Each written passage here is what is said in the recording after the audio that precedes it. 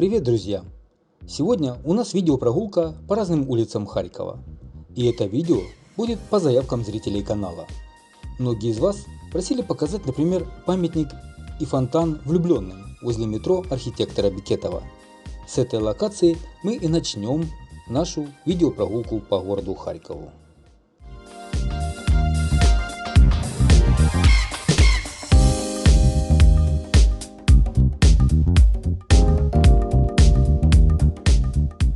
Памятник влюбленным представляет собой арку, образованную летящими хрупкими фигурами юноши и девушки, слившимися в поцелуи.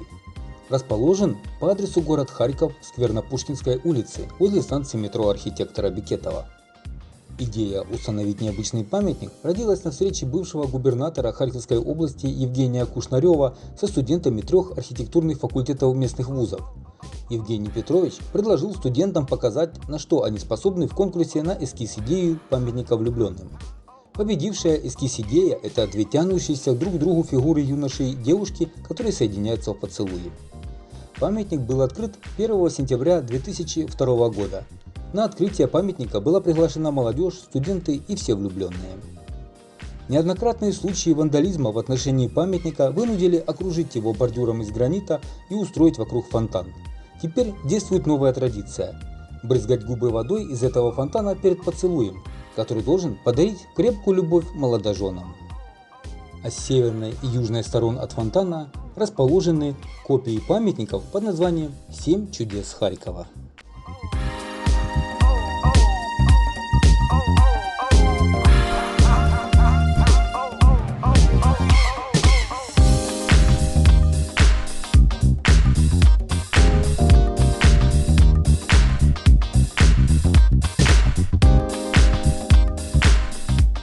Ну а мы передвигаемся к следующей нашей заявке, это торговый центр Никольский. Но показать его не внутри, а снаружи, то есть с улицы. Когда-то здесь стоял великолепный собор Святого Николая. Затем был жилой дом, остановка трамвая, а в последние десятилетия котлован торгового центра, огороженный забором. Строительство растянулось на 22 года и сопровождалось сменой собственника, угрозой памятникам культуры и скандалами. Свое название торговый центр унаследовал от Никольского храма, некогда стоящего на этом месте. Судьба его незавидна. Первоначальная деревянная церковь сгорела. На ее месте спустя 40 лет построили каменный храм, который разобрали, чтобы возвести новый собор. Надо сказать, что он получился великолепным и считался самым красивым храмом Харькова и его главной достопримечательностью. Увы, ему также не суждено было стоять веками. На заре советской власти церковь просто-напросто взорвали. И теперь здесь большой торговый центр.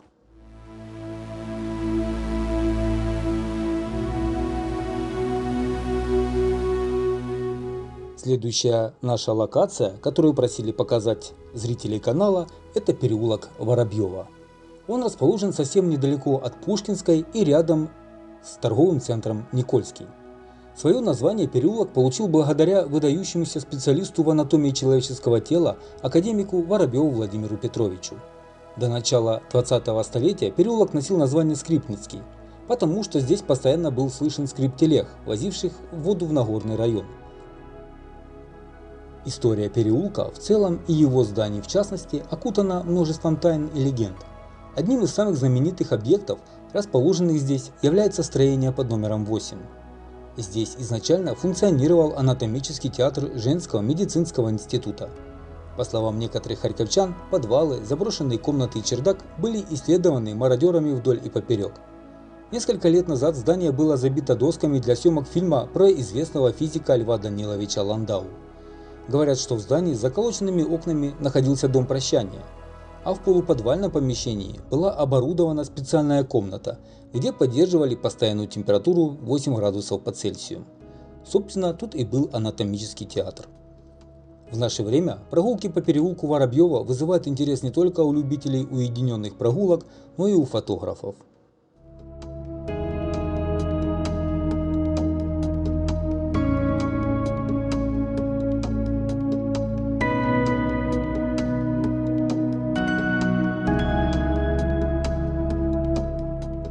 Ну и большую часть данного видео мы посвятим Московскому проспекту в городе Харькове. Меня просили показать зрители, в каком состоянии находится данный проспект в наше время, как выглядит, что новенького. Стоит заметить, что это длиннейшая транспортная и пешеходная магистраль города Харькова и вторая по длине улица в Украине. Длина Московского проспекта составляет 18 километров, и берет он свое начало от центральной площади Конституции и длится до пересечения с окружной автодорогой. Проспект изначально застраивался вдоль старой дороги на Москву, отсюда и получил свое теперешнее название. Сначала он состоял из 3 улиц и назывался проспектом 1 мая. В советское время ему дали название проспект Сталина, а нынешнее название он получил только в 50-х годах прошлого 20 века. Вдоль проспекта растянулась промышленная зона города. С одной стороны находятся крупные заводы Харькова, а с другой стороны через зеленую полосу расположены жилые дома. По всей длине проспекта протянулась линия подземки. Московский проспект проходит через 6 районов города и 7 станций Холодногорской заводской линии метро. Здесь сосредоточены жилые массивы, такие как Горизонт, Красный Луч, ХТЗ, Новые дома и Рогань. В советское время Московский проспект называли аллеей гигантов.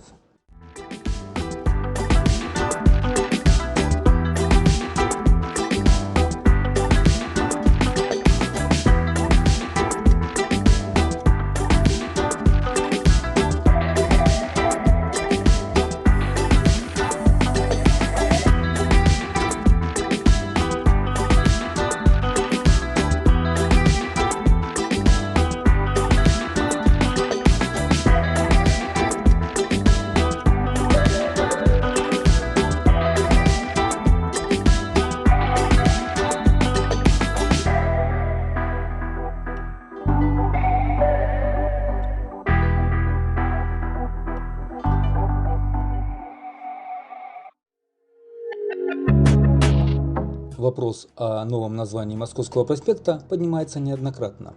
Например, когда-то на сайте Горсовета была размещена петиция, чтобы назвать проспект магистральным. А в июле 2017 на сайте Горсовета была зарегистрирована еще одна петиция с предложением переименовать Московский проспект в проспект имени Григория Сковороды. В июле 2015 некоторые активисты движения за переименование предлагали назвать Московский проспект Изюмским шляхом, что, правда, звучит несколько архаично, если вспомнить, откуда в булгаковской пьесе стрельцы ходили выбивать крымского хана. В Киеве также был Московский проспект, но в 2016 году он был переименован в проспект имени Степана Бандеры. Наиболее справедливо было бы решить судьбу Московского проспекта голосованием горожан. Дорогие зрители, а вы бы хотели, чтобы Московский проспект переименовали как-то иначе? Пишите в комментариях.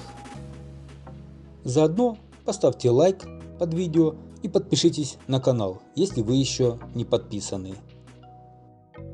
Московский проспект иногда называют улицей заводов. С 30-40-х годов прошлого века здесь появляются крупнейшие не только в Харькове, но и в Украине промгиганты Турбоатом, ХТЗ, Электротяжмаш. Но в начале 20 века Московскую улицу можно было бы смело называть улицей кинотеатров.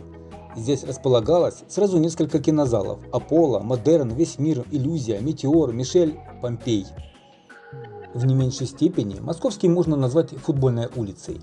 Здесь в 1908 году появилась первая футбольная площадка, а в 1911 состоялся первый в Харькове международный матч между сборной Харькова и командой, составленной из английских любителей футбола, 2-0 в пользу Харькова. А мы проходим Майдан Героев Небесной Сотни, где можем наблюдать вот такой вот неработающий фонтан. А сразу за ним Харьковский апелляционный суд.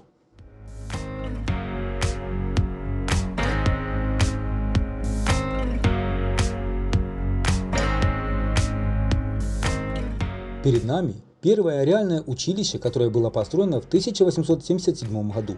Губернское земство профинансировало стройку на 80 тысяч рублей.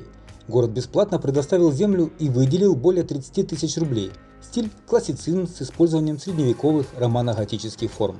Сейчас в здании расположен университет сельского хозяйства.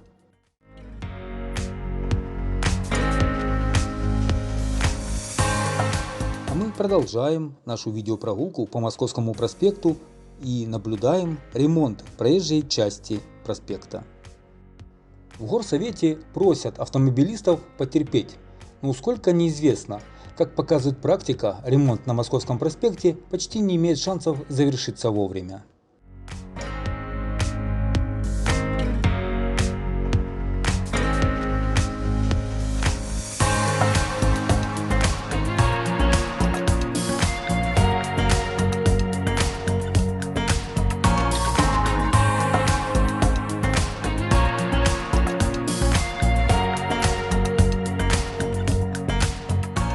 В Харькове имеется множество настенных рисунков, увековечивающих память о народных артистах, важных исторических событиях и просто красивых картин.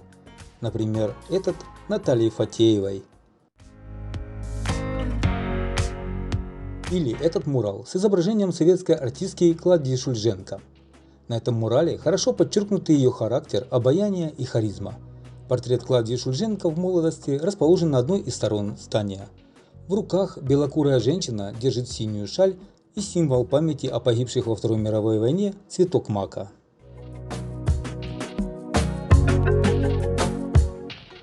Дорогие друзья, вот на этом месте Московского проспекта мы и завершаем нашу сегодняшнюю видеопрогулку. Мы обязательно ее продолжим в наших следующих видеороликах с этого места, а вы пишите, что бы вы хотели увидеть еще на канале. Какие-то места, какие-то достопримечательности, я вам обязательно все покажу.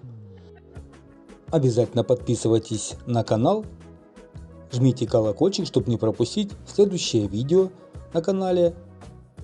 Ставьте лайки под видео, пишите комментарии и до новых встреч!